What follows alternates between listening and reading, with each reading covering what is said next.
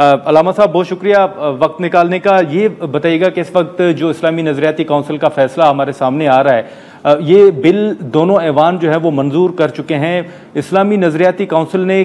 آپ کی نزدیک کن وجوہات کی بنا پر اس بل کو مسترد کیا ہے؟ کم سنی کی شادی کے امتناع کا بل جو قومی اسمبلی اور سینٹ میں آلریڈی پاس ہو چکا، کونسل نے از خود اس بل کو حاصل کیا اور اس کی شعبہ ریسرچ نے اس بل کی مختلف آرٹیکلز کے اوپر اپنی رائے مرتب کی. ایجنڈا باقاعدہ تیار کیا گیا، ممبران کو بھیجا گیا. ممبران نے اس اجلاس میں شرکت کی اور ممبران کی شرکت آلموسٹ 80% تھی. 4 ممبران حج کی وجہ سے اپنی ذاتی مصروفیت کا تشریف نہیں لے کر آئے تھے آؤٹ آف 20. ٹھیک ہے. ان ممبران نے اس ایجنڈے کی آئٹم کو بڑی تفصیل کے ساتھ ڈسکس کیا. آلموسٹ کوئی 2 گھنٹے تک اس پوائنٹ پر ڈسکشن جاری رہی. ہر آرٹیکل کو دیکھا گیا، ہر آرٹیکل کے حوالے سے بات کی گئی. شریعت نے بلوغت کو کسی اور حساب سے اور درجے سے ناپا اور دیکھا ہے، جبکہ ہمارا قانون بلوغت کو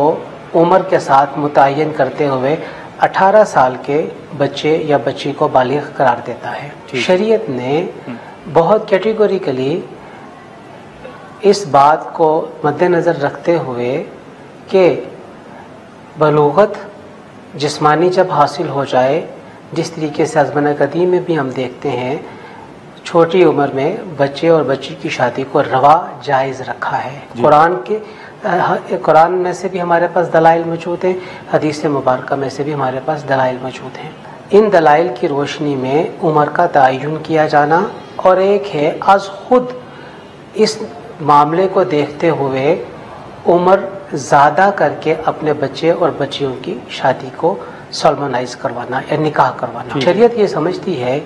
کہ نکاح کا معاملہ ایسا ہے جس پر ہم قدغن نہیں لگا سکتے ہیں چھوٹی عمر کے بچے بچی یا بڑے عمر کے بچے بچی ہونے کے اعتبار سے. جب ہم شادی کی عمر کو متعین کر دیں گے تو اس کا معنی یہ ہوا کہ ہم شریعت کی اس چیز کو جسے جائز قرار دیا گیا ہے اسے ہم محدود کر رہے ہیں، اسے ہم قابل سزا بنا رہے ہیں، اور ایسی چیز جو شریعت میں جائز کے درجے میں ہو اسے قابل سزا نہیں بنایا جا سکتا. اگر ہمیں یہ کہا جائے گا کہ ہم ایک قانون تیار کر رہے ہیں کہ اس قانون کے مطابق 18 سال سے کم عمر کے بچی کی شادی یا نکاح نہیں ہو سکتا، تو پھر یہ شریعت کے اس جواز کے خلاف آئے گا، جس کی وجہ سے علماء کی کثیر تعداد اس مسئلے کے اوپر عمومی طور پہ حکومتوں کے بنائے جانے والے کم سنی کی شادی کی امتناع کے جو بل ہے اس کے اوپر تحفظات رکھتی ہے. اس بل میں ہم جب مختلف آرٹیکلز کا معائنہ کرتے ہیں تو ہر آرٹیکل میں ایک عجیب و غریب سی سزا کا تصور پایا جاتا ہے، جس سے لگتا ہے کہ چھوٹی عمر کی شادی کوئی اتنا اہم معاملہ تھا جس پہ اتنی بڑی بڑی سزائیں دی جا رہی ہیں، جن سزاؤں سے والدین بھی نہیں بچ پا رہے، نکاح خوان بھی نہیں بچ پا رہا، اور جس بچے یا بچی سے جس لڑکے یا لڑکی سے اس بچے یا بچی کی شادی ہو رہی ہے وہ بھی اس کی زد سے بچ نہیں پائے گا. علامہ صاحب آپ ذاتی طور پر تو سمجھتے ہیں نا کہ اگر بچوں کی شادی 20 یا 22 سال کی عمر میں ہو تو زیادہ بہتر ہے؟ جی دیکھیے، سمجھنا ایک اور چیز ہے، قانون کا بنایا جانا اور چیز ہے. میری سمجھ میں اگر کوئی چیز آتی ہے تو اس کا مطلب قطعاً یہ نہیں ہے کہ میں اس کے اوپر قانون سازی کر لوں. دیکھیے، ہماری ایک ثقافت اور کلچر ہے. ثقافت اور کلچر کو آپ قانون کے ترازو میں کس طرح تول سکتے ہیں اور قانون کی باؤنڈریز کو ثقافت اور کلچر پہ کیسے نافذ کر سکتے ہیں؟ اب جو کے پی کے کا ثقافت اور کلچر ہے وہ بھی ہمارے سامنے ہے اور بلوچستان کا ثقافت اور کلچر بھی ہمارے سامنے ہے. تو ہم اس ثقافت اور کلچر کو کس طریقے سے قانون کے دائرے میں پابند کر دیں گے کہ آپ نے اپنی ثقافت کو، اپنے کلچر کو سیٹ اسائڈ کر دینا اور قانون کے اوپر اپنا عمل درآمد کرنا ہے؟ تو دیکھیے، جو ثقافت اور کلچر ہے اسے تو آپ اس طرح تبدیل نہیں کر سکتے. ہاں، اس میں آپ تعلیم کے ذریعے، آگہی کے ذریعے بار بار لوگوں کے ساتھ ملاقات کر کے انہیں صحیح صورتحال سامنے لا کے آپ ان کے مائنڈ سیٹ کو چینج کر سکتے ہیں، لیکن قانون کے ذریعے کرنا چاہیں گے تو پھر شریعت کے نزدیک جو کہ مستحسن امر نہیں ہوگا۔ لیکن علامہ صاحب، جب یہ بل منظور ہو رہا تھا تو ہم نے دیکھا کہ دونوں ایوانوں میں اس پر اراکین نے بڑی سیر حاصل گفتگو بھی کی، اور انہوں نے مثالیں بھی دی کہ یہ پہلی مرتبہ یہ کوئی پاکستان کے اندر نہیں ہے، کئی ممالک کی انہوں نے مثال بھی دی کہ وہاں پر جو شادی کی عمر ہے اس کا تعین بھی کیا گیا، وہ 21 سال بھی ہے، 22 سال بھی ہے۔ تو اب وہ بھی تو یہ رائے رکھتے ہیں کہ اگر دیگر ممالک میں یہ ہو سکتا ہے تو پھر پاکستان کے اندر کیوں نہیں ہو سکتا؟ جی بالکل ٹھیک ہے، ہم اس کو تسلیم کرتے ہیں۔ اسلامی ممالک میں شادی کی عمر کے حوالے سے عمر کو جو ہے وہ متعین 18 سال یا اس سے زیادہ کا کیا گیا ہے۔ اب سوال یہ پیدا ہوتا ہے کہ اس قانون کے بنانے کے پیچھے اسلامی ملکوں کا دباؤ ہے یا کسی اور چیز کا دباؤ ہے؟ یہی قانون کا آخری پیراگراف یہ کہتا ہے کہ ہم نے 2030 کے اندر اقوام متحدہ کے SDGs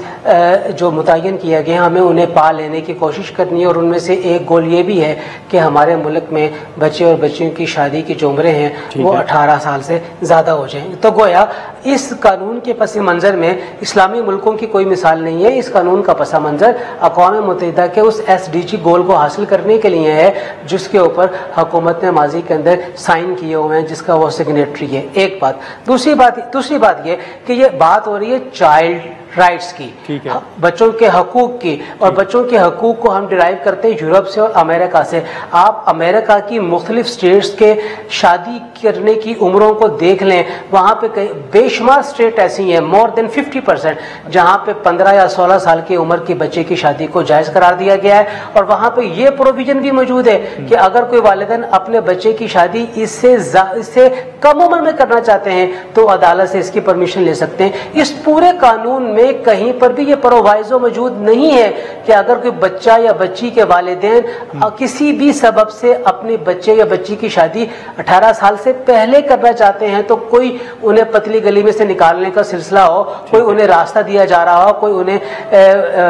ایک ایڈوانٹیج دیا جا رہا ہو اس پرابلم سے نکلنے کے لیے، تو ایسی تو کسی بھی قسم کی کوئی اس قانون کے اندر شک موجود ہی نہیں۔ لیکن علامہ صاحب، اب یہ بل جو ہے یہ تو دونوں ایوانوں سے منظور ہو چکا ہے، اب آگے پھر آپ کی اسٹریٹجی کیا ہوگی؟ کیونکہ ہم کچھ خبریں یہ بھی دیکھ رہے تھے کہ اب صدر صاحب سے یہ درخواست کی جا رہی ہے علماء کی جانب سے کہ وہ بل پر دستخط نہ کریں۔